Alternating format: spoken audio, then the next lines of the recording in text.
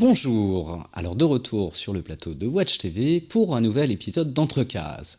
Alors vous pouvez toujours continuer à nous suivre sur les réseaux sociaux bien sûr, continuer à voir la page Facebook de l'émission, mais aussi sur le site de Watch TV, sur toutes les box ADSL et en podcast. Alors aujourd'hui, au programme, on va retrouver Julien Brugéas de la Galerie Glénat pour une analyse de planche, et on parlera de Loisel. Ensuite, Lisa nous rejoindra, et vous pouvez apercevoir derrière moi le dessinateur Visan. Bonsoir. Bonsoir. Et puis, je vous parlerai de quelques livres. Voilà, alors on fait une petite pause, et puis on se retrouve avec Julien.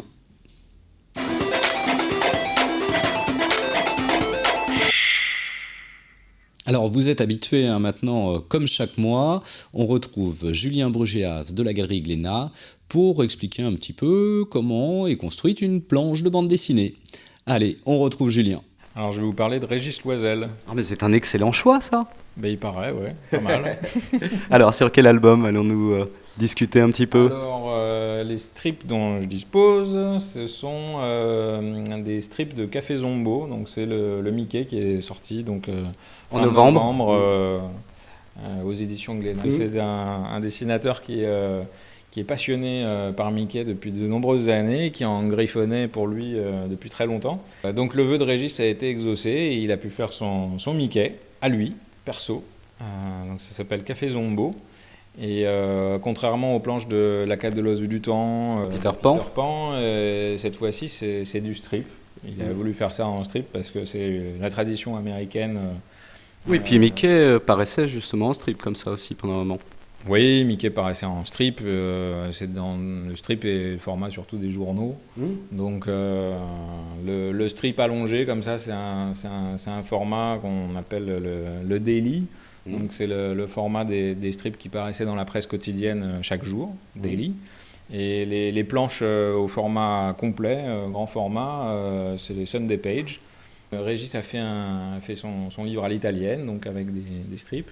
Et là, on a un seul strip on a l'avantage d'avoir le crayonné, en tout cas l'étape préparatoire de cette étape finale.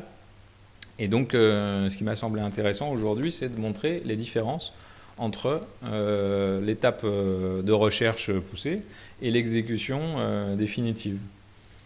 Voilà, donc on commence par la première case. On a une case où la différence la plus notable est celle du personnage de Pluto, qui est donc sur le côté gauche et qui passe sa tête à travers un perron, et le perron qui est dans l'ombre et qui donc toute cette partie-là va fermer la case pour diriger le regard dans cette direction.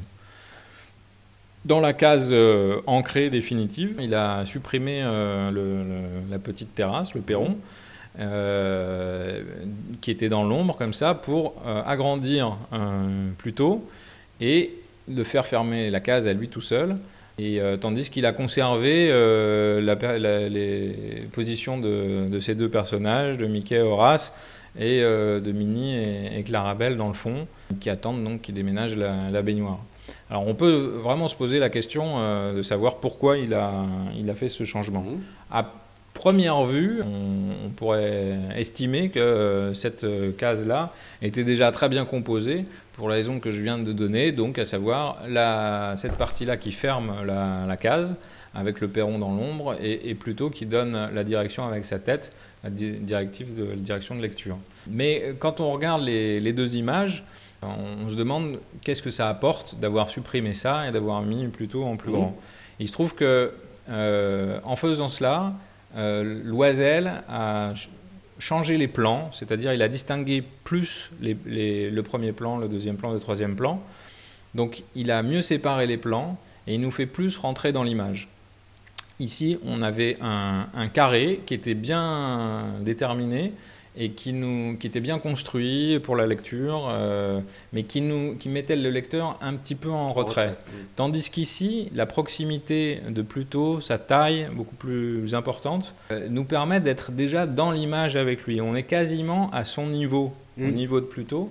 Et du coup, on n'a pas d'éléments de décor qui nous écarteraient des personnages. Et du coup, on a une scène qui est plus vivante. Alors le tuyau au premier plan, je pense que c'est plutôt quelque chose qui meuble un peu l'image et qui bouche cette partie-là et qui donne cette direction-là de lecture. On va aller naturellement, on va partir de Pluto. On comprend que là, il y a des choses qui sont accumulées. On continue vers les personnages. On a la diagonale ici, on tombe sur Clarabelle, et logiquement, on tombe sur le discours de Clarabelle dans la case suivante, qui reprend exactement la même position avec sa douche, son pommeau de douche brandi, là, et qui nous donne une leçon. Voilà. La deuxième case, donc, dont je viens de parler, c'est une case qui n'a pas changé, qui n'avait pas forcément tellement lieu de l'être. Il n'y a pas de décor derrière, parce que si on avait mis du décor, l'image aurait été beaucoup plus difficile à lire, je pense. Et on aboutit à la troisième case. La troisième case, pas énormément de changements non plus, si ce n'est l'expression de Horace. Ça, c'est un choix qui ne tient pas du découpage, mais c'est un choix de dessinateur. Donc, il y a une évolution.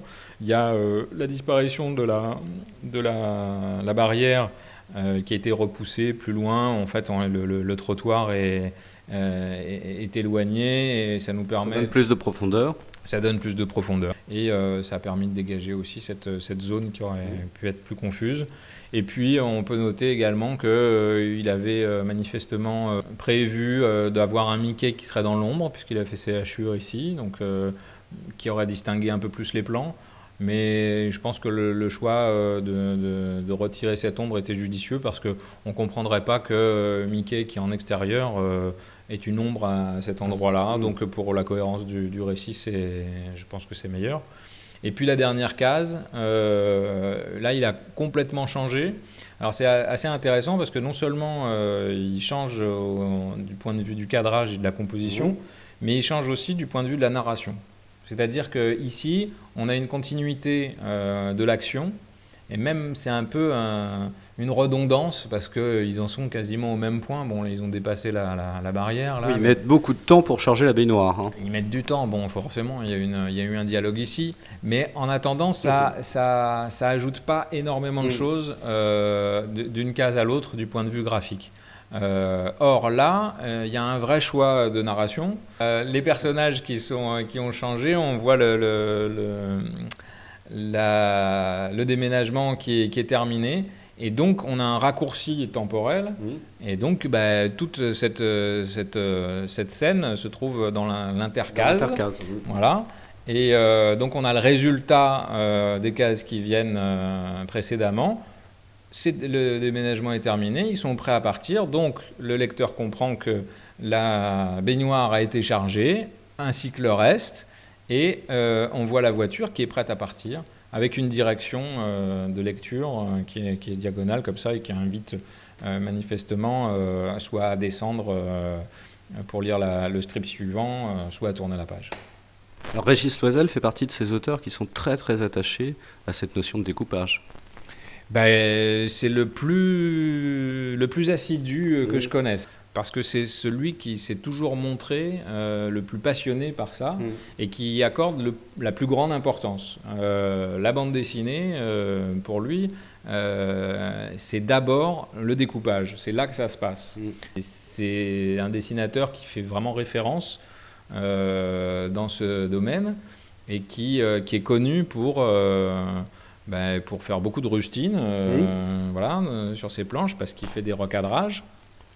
Et qui est connu pour donc à la fois s'intéresser au cadrage, au découpage de la planche simple, éventuellement de la double planche, parce que quand on ouvre un album, on a une vision de deux pages, et puis de l'ensemble de l'album, c'est-à-dire le rythme de narration, et donc gérer la rapidité de lecture et les moments, c'est-à-dire des moments où le temps se ralentit, où le lecteur prend plus de temps pour lire une planche ou pour regarder du décor, etc. Et des scènes d'action qui rythment, qui vont accélérer la lecture. Et tout ça, Régis, il y pense dès le départ. Et il reprend beaucoup ses planches pour corriger le moindre détail qui, lui, en tant que lecteur, le chagrinerait. Et il est très perfectionniste dans ce domaine-là. Et c'est vraiment tout à fait louable. Et voilà, moi personnellement j'admire beaucoup son travail. Super travail. Et beaucoup de dessinateurs l'admirent également pour ça. Voilà. Julien, merci beaucoup. On se retrouve dans un mois pour une nouvelle planche et un nouvel auteur. Avec plaisir. Alors, c'était toujours un plaisir de retrouver Julien pour des analyses de planches. On le retrouvera dans un mois. Je voulais remercier Lynn Scheibling qui m'a assisté pour cette petite analyse de planche. Alors Lisa vient de nous rejoindre sur le plateau. Bonjour Lisa. Bonjour Christophe. Alors on va marquer une petite pause et puis on va retrouver ton invité pour le héros des réseaux qui est Visan. Ok, et on se retrouve après une petite pause.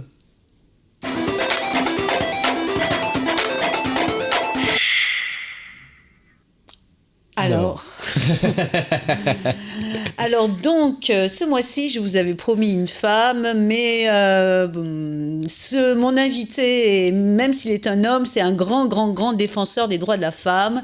Donc, il s'appelle Visan, V-I-S-A-N-T. On le retrouve sur Facebook sous l'adresse Visan Dessinateur. Il a une quarantaine d'années, il vit à Bordeaux, et en fait, il est plutôt ce qu'on pourrait appeler dessinateur de presse, avec un humour que je caractériserais d'acide, mais on va le recevoir et on va lui en parler tout de suite en fait. Salut Visan. Ouais, bonsoir. Coucou.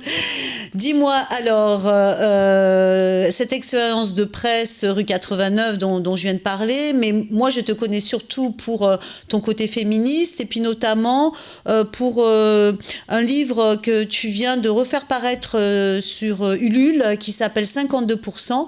Est-ce que tu peux nous en parler un peu plus ? Alors pourquoi 52% d'abord ? Parce que 52%, c'est la proportion de femmes sur la planète, tout simplement. Donc, ça me semblait assez clair, court et parlant, en fait, pour pas s'encombrer avec un titre à rallonge. D'accord, 52% de femmes sur la planète. Et donc, ce livre, c'est un peu des dessins que tu as faits. Tu m'expliquais que pour toi, c'était une façon de militer, de dessiner et de militer parce que c'était discret. Tu peux m'expliquer, en fait ? Très simplement, en fait, le dessin a ceci de très intéressant qu'il n'a pas besoin de son auteur pour vivre et pour continuer en fait à avoir sa petite efficacité dans le message en fait qu'il apporte. Donc dessiner me permet, j'estime, de faire mon job en fait en tant que militant sans monopoliser et la parole et l'espace, parce qu'en fait mes dessins continuent de semer des graines et en fait, il n'y a pas pour obligation que je sois derrière. Voilà, c'est ça. C'est-à-dire qu'au fond, finalement, c'est pas que c'est un homme qui dessine derrière tes messages, tes dessins. Voilà. Donc, c'était important pour toi d'être transparent un petit peu derrière tes dessins, c'est ça ? Oui, parce que de toute façon, moi, en tant que personne, il n'y a pas de valeur ajoutée, ça apporte pas grand-chose au message de toute manière. Donc, il vaut mieux que le dessin soit libre d'aller où il veut. Voilà, alors moi je te connais via Facebook, où tu es vraiment très très très actif. Tu postes souvent des dessins sur l'actualité, sur un personnage un peu marrant qui est ta cafetière, parce que tu es un grand fan de café, mais avec des cafetières un peu particulières.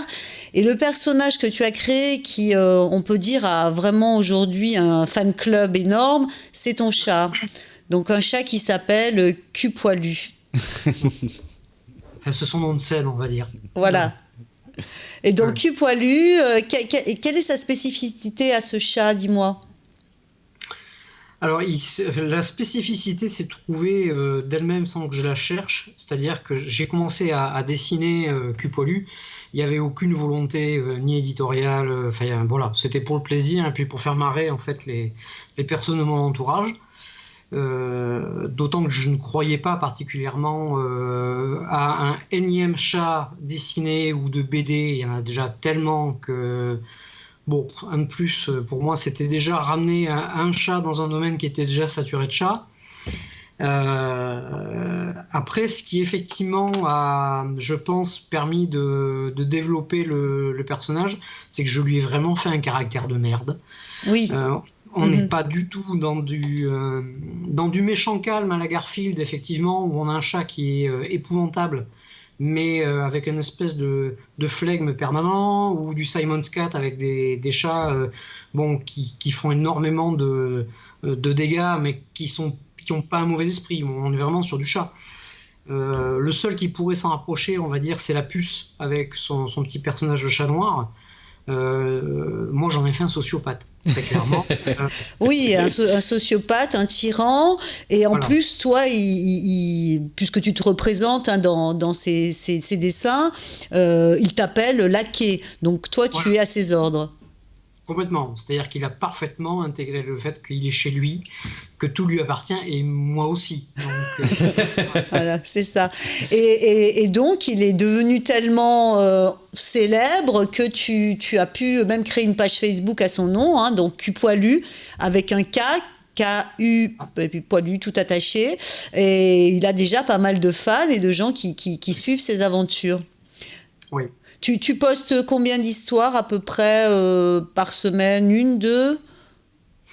Ça dépend. Lui, c'est très variable. Ça dépend, j'ai envie de dire, de ma charge de travail. Là, ça fait un petit moment, j'en avais pas mis. La dernière remonte à une dizaine de jours à peu près. Je m'astreins en général à une par semaine à peu près. Voilà. Après, ça dépend de l'actualité, de ce que je fais aussi à côté en dessin de presse. Et puis, j'ai été passablement occupé avec, et je le suis toujours encore un peu, avec la finalisation de la maquette du bouquin qui doit sortir en fait incessamment sous peu. Donc Cul Poilu a un peu pâti de ce regain d'activité, voilà. Bon, mais je l'oublie pas et j'en fais régulièrement, sinon après les gens sont pas contents. Donc là, le Ulule est fini ou pas encore? Oui, il est fini depuis le mois de décembre. D'accord, ok. Oui, j'attends mon exemplaire d'ailleurs. Dis-moi, sinon, tu as une autre actualité. Ton dessin, tu l'exerces aussi au sein d'une troupe d'improvisation. C'est assez intéressant la démarche. Tu peux m'expliquer un petit peu quel est ton rôle dans cette troupe, hein, comment tu interviens? Alors, en fait, c'est un spectacle qui a été créé à l'initiative d'un ami, qui est, on va dire, à la fois de l'improvisation et de la performance théâtrale, parce qu'en fait, il y a une performance où il fait un exercice de mémorisation de mots qu'il doit replacer avec un comparse dans une histoire qui se déroule pendant le spectacle. Donc, on a 2 comédiens sur scène qui improvisent pendant plus d'1 heure. On a un musicien qui va faire un habillage musical et faire de l'impro musicale, quelquefois pour sortir de la panade nos 2 comédiens qui se retrouvent un peu englués à se demander où est-ce qu'ils vont aller, et le musicien est aussi là pour leur donner des pistes avec, on va dire, de l'inspiration thématique avec des morceaux. Et moi, en fait, je suis là pendant tout le spectacle, en général caché dans un coin, parce que ça, c'est un peu mon dada, c'est d'être caché quelque part avec un fusil à lunettes et de m'amuser. Et je vais croquer tout ce petit monde, alors que ce soit l'histoire, les comédiens, les invités éventuels qui seront là pour jouer avec eux, le public aussi, parce qu'il n'est pas à l'abri. Et tout ça sera en fait mis en lumière à la fin du spectacle, alors soit avec un rétroprojecteur, et dans tous les cas scanné et mis en ligne sur la page en fait du spectacle, ce qui permet en fait de créer une interaction supplémentaire en termes d'improvisation, et de faire un lien entre les spectacles, et du coup les gens qui sont venus voir le spectacle peuvent retrouver les dessins à la fin et même après. Donc voilà, ça crée toute une synergie sur le principe de l'improvisation multi-support, qui au final fonctionne très bien. Alors, je crois que les prochaines dates, c'est en mars, c'est très bientôt d'ailleurs. Tu peux nous dire les dates, et puis je crois que c'est à l'Inox, c'est ça, hein, à Bordeaux, un endroit qui s'appelle l'Inox. Tout à fait. Donc c'est les 10 et 11 mars. Donc c'est un petit théâtre de Bordeaux. qui s'appelle Linux. Mais tout ça, c'est disponible en fait il suffit de chercher Memory, le spectacle, donc Memory Voilà. sur Facebook. On a une page Facebook avec toutes les infos, les dates. Voilà, il faut mieux réserver parce que c'est vite plein maintenant. Ah bah tant mieux, génial. Bon, bah écoute, on va te remercier d'avoir été notre héros des réseaux du mois. À très bientôt. Mais avec plaisir. Ciao, salut Visan. Ben, merci beaucoup et à bientôt. Super ça. Et puis moi le dessin de presse j'adore. Oui, ouais. Alors on marque une petite pause et puis on parle un peu de livres. Pas mal de livres là.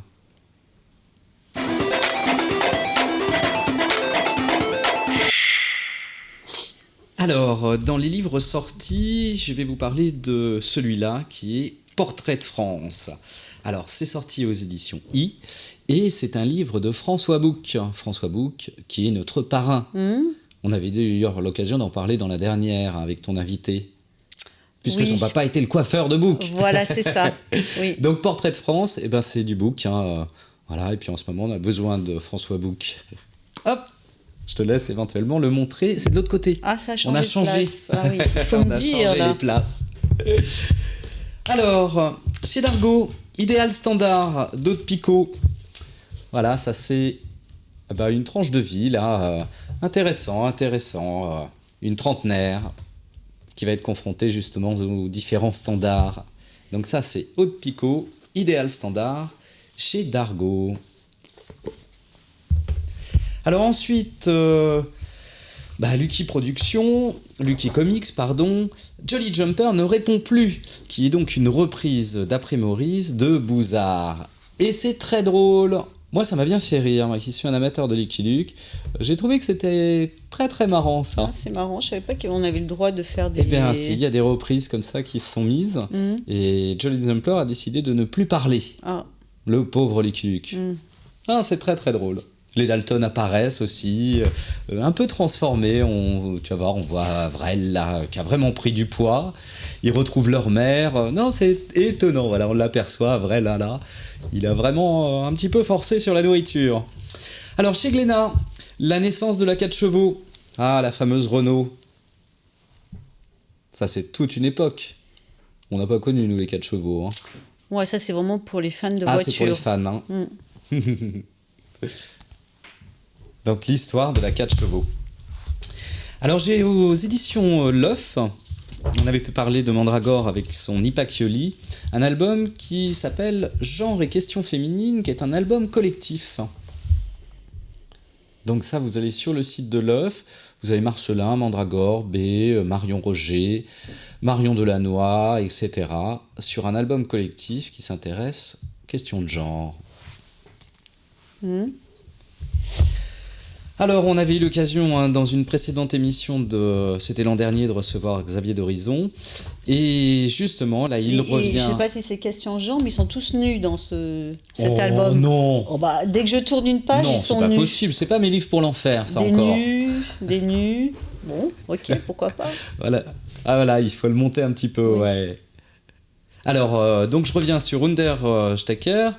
Chez Dargaud, donc avec Xavier d'Horizon au scénario et Ralph Meyer, ça c'est le tome 3, voilà. Pour ceux qui ont lu les 2 premiers tomes, c'est super. Hein. Le fameux croque-mort. Alors encore un tome 4. Gus, qui était très très attendu, c'est chez Dargaud aussi. Le tome 4 de Gus de Christophe Blain. Ça faisait quelques temps qu'on l'attendait celui-là. Hop! Alors, un road movie dans l'Ardèche profonde de Didier Tranchet. Alors, ça s'appelle Sortie de route et c'est chez Glénat. Voilà, moi j'adore le travail de Didier Tranchet. Je vais pousser parce que sinon ça va... Ah oui, il y en a beaucoup là, il y en a beaucoup. Voilà. Petit album jeunesse chez Dupuis. Rose, c'est le premier de la série. Voilà. Des histoires de fantômes. À découvrir. Donc le premier de la série. Hop, c'est Denis Lapierre au scénario. Alors on avait eu l'occasion de parler de Carole Morel qui a reçu le prix Artemisia pour Ah bah oui, il a son chat sur la tête, le voilà le fameux chat. Ah, cul poilu. Mais c'est terrible, cul poilu. Oh, il fait vraiment ce qu'il veut, hein. Oh, il est mignon, Marc. Oui, Bison est toujours parmi nous. Donc, Carole Morel, qui a reçu le prix Artemisia pour l'album L'Apocalypse selon Magda. Et voilà un nouvel album avec Nevi, qui est collaboration horizontale, un album qui parle de la guerre, de la Seconde Guerre mondiale. Donc ça, c'est chez Delcourt. C'est vraiment bien ça. Et ça se termine, une histoire d'amour entre une femme et un soldat allemand. Alors on est toujours dans la guerre avec des espaces vides, mais la guerre d'Espagne cette fois-ci. C'est aussi chez Delcourt. Ça c'est vraiment très bien. Moi ça m'a bien plu ça. Hop. Ah chouette, encore un chat. Excellent. Alors une nouvelle série. Yvan est sympa, il nous a pas croqué, hein, parce Non, que là ouais, ça aurait ouais. pu être terrible. Hein. Oui, c'est vrai, oui. Avec lui, ça peut être terrible. Une nouvelle série, Chi. Au commencement était la colère, ça c'est chez Dargaud. Un très très beau graphisme. Alors c'est un premier cycle, normalement en 4 tomes. Hop. Alors aux éditions Delirium, Monster. Ah, encore des femmes nues. Ah oui, il y en a quelques-unes. Décidément, là. je ne sais pas pourquoi, à Il y en a chaque fois que j'ouvre quelques-unes. une BD, je tombe sur la page femmes nues. Alors Monster, série inédite créée par Alan Moore, et puis après qui a été repris par John Wagner. Étonnant. Voilà, étonnant Monster. Ça c'est chez Delirium. Alors chez Glénat, le retour de Luz avec Poupie. Alors ça c'est étonnant, c'est sans parole. Et voilà, c'est à découvrir le dernier album de Luz. C'est un chien qui va se promener dans un cimetière. Ah oui, effectivement. Ah ouais, c'est Oh là là. étonnant là. Alors chez Dargaud encore, Terreur graphique qui nous sort Ces gens-là. Voilà, ces gens-là, les autres, toujours à râler, se plaindre. Bon, Comme toi. Non, comme nous. Moi, je ne me plains jamais. Non, non, bien sûr, évidemment. Dargaud encore, Une vie de papa. Alors ça, c'est Nicobi. Moi, j'avais adoré ce qu'il avait fait sur le professeur Choron. Et bien là, le voilà confronté à Une vie de papa. Hop.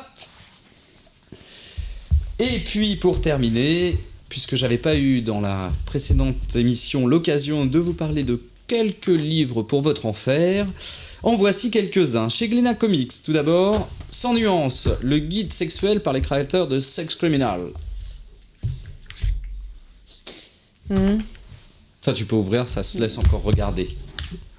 Alors, chez Oshigoshi, un truc assez surprenant. Alors ça, c'est vraiment pour l'enfer, hein, puisque... Je ferme. Oui, hein, ça c'est... Non, mais c'est plus du... Il n'y a pas tellement de dessins Non, il n'y a pas là-dedans. tellement de dessins, c'est des textes. Ouais, bon, pas Mais très ça, par contre, il y a des dessins, Ouais. c'est vraiment étonnant. Alors, c'est le 3 du 6, et ouais, non, c'est vraiment particulier, ça, pour l'enfer. Il y a notamment ces 3 histoires, hein, et notamment Diana, vraiment, c'est surprenant. Oui, je ne vais pas feuilleter, je vous laisse la couverture. Donc ça, c'est chez Oshigoshi. Chez Delcourt, Laura Scarpa, Sous les étoiles. Ce sont des petites histoires. Voilà, 17 petites histoires de sexe et d'amour. Et les 2 derniers pour terminer, chez Tabou, la déesse. On avait reçu Katia Even il y a quelques semaines. Tout à fait, Katia. Voilà, donc ça c'est le tome 2 de la déesse. Et puis elle nous avait parlé du Blandis. Je vous le remonte, je n'avais pas eu l'occasion de vous le remontrer. Le magazine Blandis à découvrir, ça c'est le numéro 1. Voilà. Et bien voilà, Ben ça y est. on tu a as réussi fait à parler de tous ces livres. Oui, énorme. Visan, merci beaucoup d'avoir été parmi nous. Bye bye. Et à très bientôt. On va vous suivre sur votre page Facebook. Lisa, Voilà. Oui. c'était un plaisir. On Oui. se revoit dans un mois. Peut-être. Peut-être, On ne sait jamais. Et puis nous, on se retrouve dans 15 jours. La semaine prochaine, vous retrouvez Nicolas et Emmanuel. Vous pouvez bien sûr nous suivre sur le site de Watch et en podcast. À très bientôt. Au revoir. Au revoir.